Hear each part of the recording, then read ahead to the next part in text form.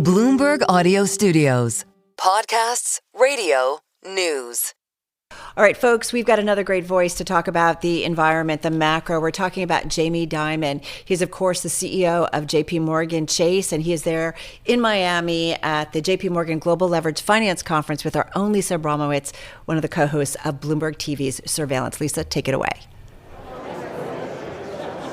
Thank you so much, Carol. I am here with somebody who does not need an introduction, Jamie Dimon, who is the CEO and chairman of JPMorgan. It's a really interesting day to have this. First of all, huge turnout, but the focus, at least in the news world, is very much on the geopolitics. And I'm wondering, from your perspective, you talked about geopolitics for a long time. Are you surprised that the market has been so sanguine to any kind of response or any kind of geopolitical disruption? Hi, Lisa. Hi, Bloomberg. Not really. So one of our brilliant folks wrote a report years ago, Mike Semlis, that if you look at all these wars around the world since World War II, the market reacts, but it never had a real long-term effect other than the Israeli conflict when the oil prices tripled and went on for an extended period of time in 1973. So the world kind of takes its stride, but geopolitics is a major issue. It's much more complex today than it has been since World War II. I'm talking about Ukraine, Russia, Iran, North Korea, our relations with China, and that could have an effect, but it may not. So these things may diminish over time. You know, this war with Iran, you know, if it is short and oil goes to 80 or 90 or 100, but it's a short time, not prolonged, it probably won't have a major effect. If it becomes prolonged, then all bets are off the table. Well, how offsides would this market be if there were truly a stagflationary shock, given the fact that there seems to be comfort with the idea of disinflation right now? Well, I think that's true, but I think that was true before this war. So if you look at, my view is the price, asset prices are kind of high, credit spreads are kind of low. There's kind of a lot of complacency in the market. I'm not sure, we look at risk, we look at the broad range of outcomes, and there are negative outcomes, but one of them would be, inflation. I call that's the skunk at the party. So it's been coming down, but it seems to maybe have leveled off around 3%. If things make it go up, and this is only one thing, you can look at medical prices, construction prices, insurance prices, wages for certain things, other things, inflation is a big thing, it's not just oil. So we'll see. Right now, this will add a little bit, literally a teeny bit to inflation, not a lot. I was surprised because things were kind of gloomy coming into today, and the mood here is not that. Actually, there's a lot of optimism. There are a lot of different companies that are building things and investing things. I mean, how vulnerable really is the U.S. economy right now to some sort of geopolitical shock? Well, it may not be geopolitical. It may be the companies will start to lay people off. And so I look, the most important thing in the world today is geopolitical. What happens to the free Western democratic world, which has kind of been under attack by Russia and Ukraine, by Iran in the Middle East, a little bit by China, who wants to, divide and conquer the Western world, and, both militarily and economically. You have all their neighbors are rearming because of their actions, not because of anyone else. So those are the most important things. I'd add global deficits are so large, but those are like, I call them like large moving tectonic plates that may or may not affect the economy in the short run. They may be determinative in the longer run.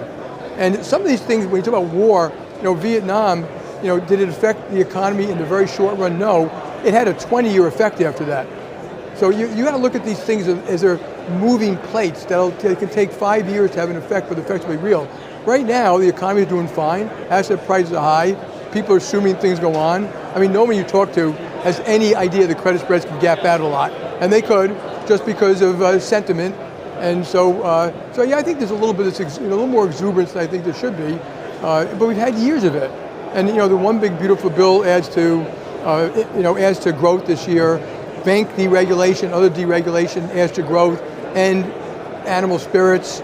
So we'll see.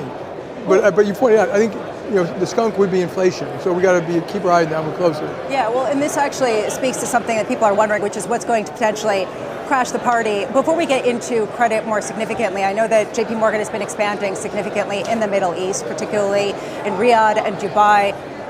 If you take a longer term view, does any of what we're seeing now have the potential to shape that effort to expand either in the positive direction or potentially to withdraw in the effort? I think the way I look at it, it creates more risk, it creates more chance of a positive outcome. So all those nations have been modernizing, educating their people, adopting more and more Western methods, wanting to open up their markets, bring in foreign direct investment, invest overseas. That won't change. In fact, and Tom Friedman wrote about this in his paper today, that this creates a bigger opportunity for long and just peace in the Middle East. And writ large, not just Iran and this war, but that Saudi Arabia, UAE, some path to statehood for the Palestinians in Gaza and Palestinians, that's going to be up to them. There are reasons to be optimistic. This opens the door for that. And there are a lot of naysayers. I understand that. And if things go south, they can say, "I told you so." But this does open up the door for that. So hopefully, we're wise enough to help move in that direction. And if you watch closely what's going on in the Middle East, Saudi Arabia, UAE, Qatar, Kuwait, they all want peace. And they all know that really growing and having great economies rely on that.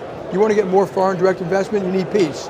And things like war reduce the chance that people don't want to put real investment in the ground. So, and then they even set up a shadow government for the Palestinian Authority with Palestinians, but professionals, lawyers, doctors, business people, to create maybe a governing structure that can actually uncorruptly govern Palestinians and create peace on the ground there, and have Israel and Palestine work on a long-term course, but of course to peace side by side with statehood. So we'll see. I mean, look, on that one I want to be optimistic, even though it's been terrible now for a long time.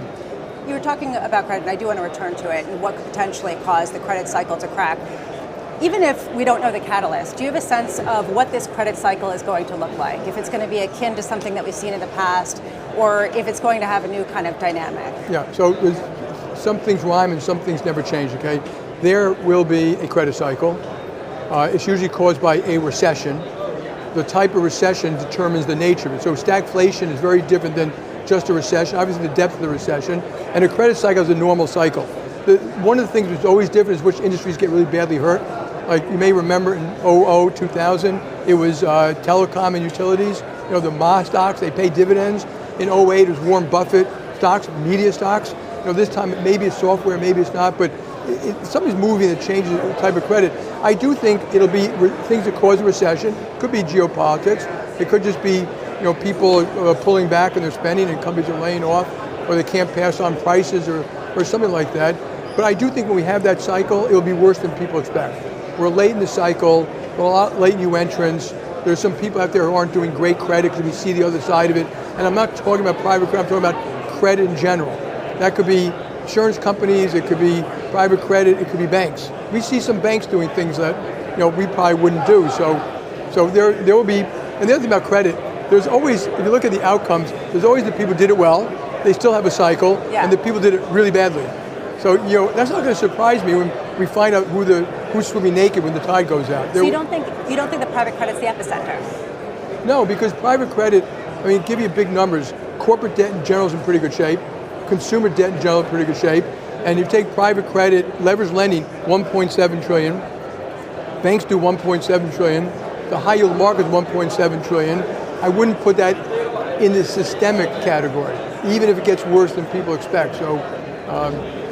Do you think, given the fact that JPMorgan is lending significantly as well, I'm just wondering how you sort of guard against a credit cycle that you think is going to be worse than people expect at the same time that there are opportunities and there's a growing economy? Yeah. Do you have to keep more cash? Do you have to be more conservative? So we always run the risk management we do is we always run the company looking at a range of outcomes, and so that we can handle it easily so we can continue to serve our clients. Like there are 3,000 clients here, investor clients, 250 corporate clients.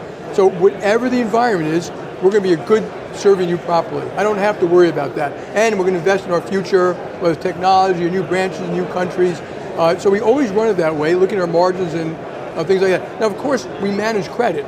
If some of the credit's just managed because people want a loan, they come to us, we offer X, and someone does something more aggressive, and we lose. And we're totally fine with that. We've seen a bunch of that on the leverage side. Sometimes we tighten our standards. We want more covenants, we want more collateral, we are doing less subprime. We trim our sales in credit card, for example, where you have lessons learned. And once the lessons learned, you make a bunch of changes underwriting. But we've always been pretty good at underwriting credit. So when there's a cycle, it's going to run through our books too. But we're adults. Reduce our results, we'll still be fine. You talk about some of the technologies in order to serve clients. Artificial intelligence, a huge focus, and there's been some pushback by JPMorgan investors about the amount that JPMorgan is investing. How are you looking at what areas you think JPMorgan's going to win in as a result of AI? What gives you confidence? So everything we do whenever we meet, if you were running a business at JPMorgan at that level, credit card, auto, mortgage, sales and trade, we always say, what are you doing to grow your business? And that could be adding great salespeople, if you're adding countries. Very often, it's adding technology. It's various forms of technology. It's just building something that's a digital account or an API that a customer wants. AI, and more it's AI. So we use AI for risk, fraud, marketing, underwriting, note-taking, idea generation, error reporting, reducing errors, and it's and there are 600 use cases, 50 I'd put in the important category, and that's part of what you do. It's no different than the past. And if we can use it to do something better, faster, quicker, cheaper, higher sat from the customer, we are going to do it. And so AI is the new front of wonderful stuff coming. And I think for society, you got to remember, people talk about the negatives. My guess is, and I really do mean it, like maybe in 30 to 40 years, your kids, you have 2 kids, right, are going to be working 4 days a week, maybe 3.5 days a week, living to 120. A lot of cancers will be cured, a lot of disease will be cured, food will be safer, cars will be safer. It will be a wonderful thing. The risk that people are focused on today is that somehow it gets deployed so fast that people don't have time to adjust to it. There are too many layoffs, and I think that's legitimate. So companies should be thinking about how they're going to handle that.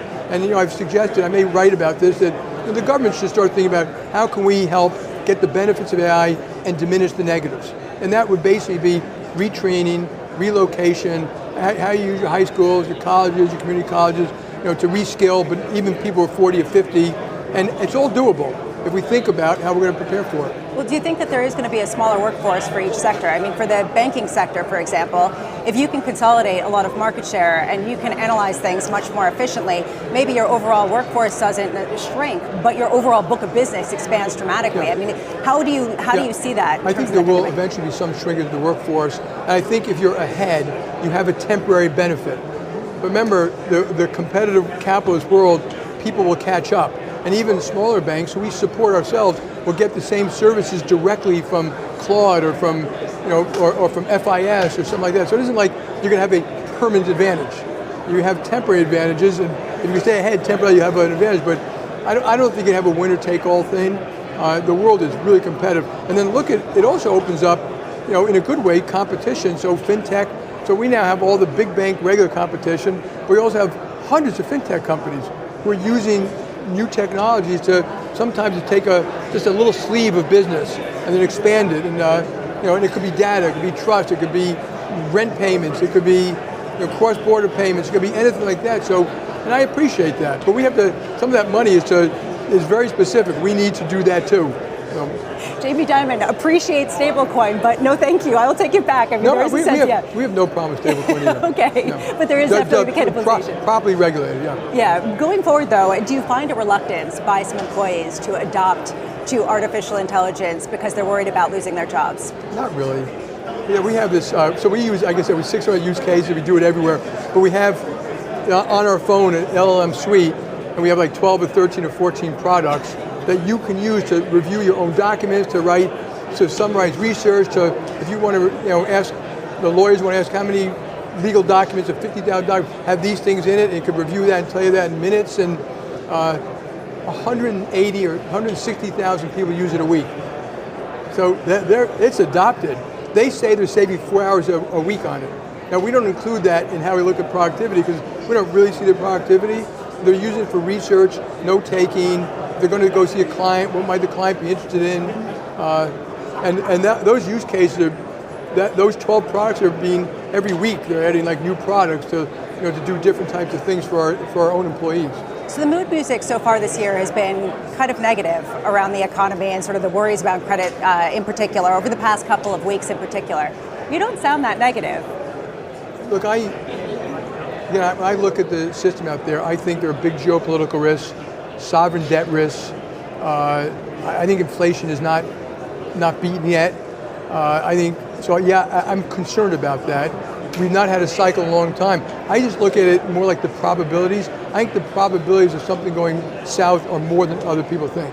I would price more into the market if I could. Like I said, we don't run our business that way. We run our business so we can serve our client. But I think there's a little bit too much exuberance out there that everything's going to end up fine. I just think the odds of that not ending up fine are higher than some of these other people. Do you think the bigger risk is inflation or an economic downturn? Well, I think they're related.